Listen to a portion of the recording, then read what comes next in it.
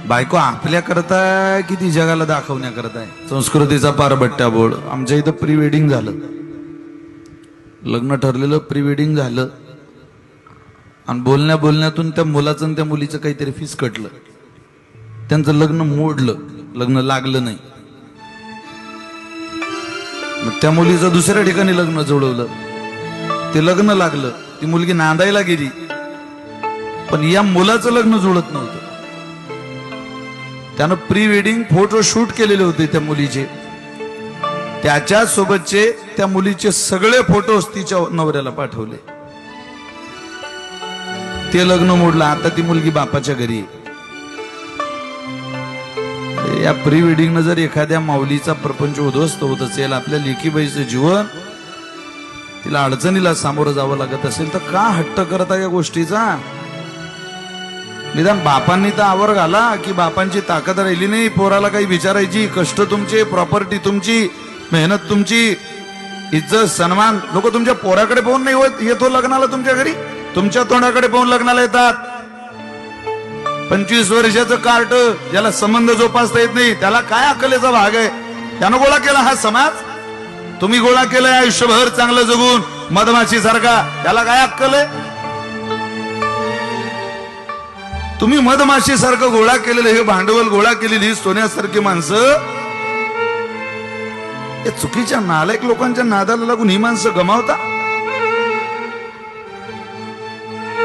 तर म्हणा ताकदीनं बापानं बापाचं अस्तित्व टिकवण्याचा प्रयत्न करा. जो बाप पोराचं सहन करतो, त्या बापाचं म्हातारपण सुरू झालं की कुटुंबाची अधोगती दिसायला सुरुवात होते. पोराचं सहन करू नये बापाने. खाण्यापिण्याचा लाड, तुमच्या पोराला आयफोन घेऊन द्या, भारीत भारी गाडी द्या, भारीत भारी 4 व्हीलर द्या, सोनं नाणं घालायला द्या, पण तुमचं घर उद्ध्वस्त होईल, तुमच्या घरातल्या संस्कृतीचा नाश होईल. अशा चुकीच्या प्रथांचा लाड तुमच्या लेकराकडून तुम्ही खपवून घेऊ नका. भागवताचा आवाज आहे तुम्हाला, ऐका या विशाल महाराज खोलेचं एवढं, मी तुमच्या पोरासारखा आहे. नुसतं बरं वाटण्याकरता नाही आपल्या कानाला हे.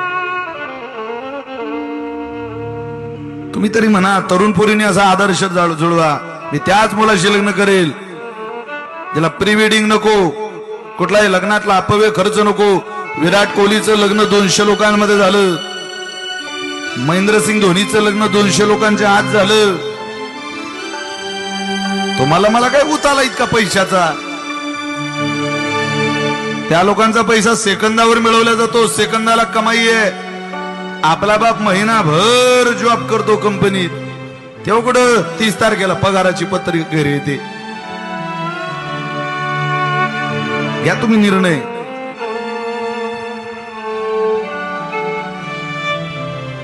मुलींनी जर घेतला एका पातळावर सडा सारवण करून महिलांनी प्रपंच सांभाळला. तुमच्या आईला विचारा बरं, होतं का प्री वेडिंग?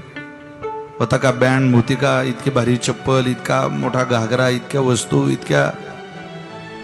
आता नवरीला सजवायला एक बाई असते आणि नवरीच्या आईला सजवायला एक बाई असते. काय करा बरं? हे पटतंय तुम्हाला माझं? म्हणजे हे चाललंय तुमच्या भागात, मी पाहतोय ना ते. ऐका नका ऐकू, सांगणं आमचं काम आहे.